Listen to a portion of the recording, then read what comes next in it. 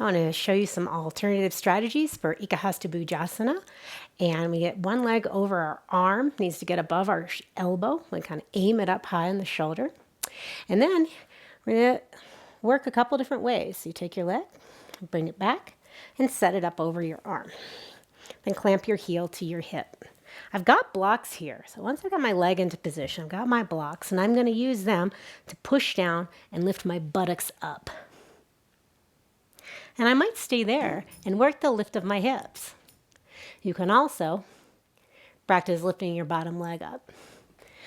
This elevation of the hands does not make it easier to get your leg over your shoulder or arm, but it does make the lift off easier. So keep in mind that you can lift the buttocks only while you leave your heel down, or work to bring the whole leg up. So that's one strategy to work. Another strategy to work is to elevate your bottom leg on a block. Set your leg up on your shoulder, clamp, squeeze, and push down. And then push down with your hands to lift your hips up with the support of your foot on the block.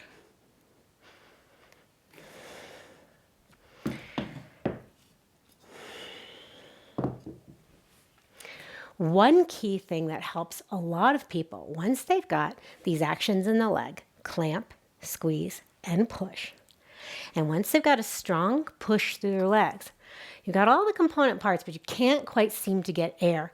Sometimes it's a placement issue, and I'll show this one from the side, because when you get your leg up on your shoulder, if your hands are by your hips, this lever of your bottom leg is a lot longer.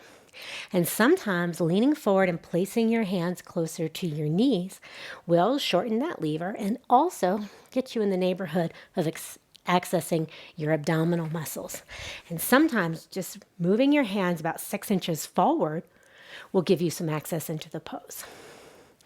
One more thing to keep in mind is that the pose is not really the point. This is a hip opening posture, an arm strengthening posture, and a core strength building posture. So if you're feeling your arms work, you're feeling your abs engage, and you're getting some opening in your hip as you bring it over your arm and or shoulder, you're really getting the benefits of the posture. They're not dependent on getting some air. So along those lines, keep in mind that without the props and without all the tricks of the trade, if you're setting up and you're squeeze and pushing and you're lifting and you can't, try as you might get that leg off the floor, or even everything's set up pretty well and try as you might, nothing lifts up off the floor, but you're working the pose, then you really are doing the pose. And don't let anyone tell you otherwise, even yourself, because yoga is not all at once proposition, and it's not an all or nothing game. It's really slow, steady deposits in the bank of any given posture over the long course of our lives are where the results are found. So don't sell out on yourself, don't sell out on your attempts, and just know that if you're working hard and you've got the good form and you've got a good attitude, you're doing the yoga. Namaste.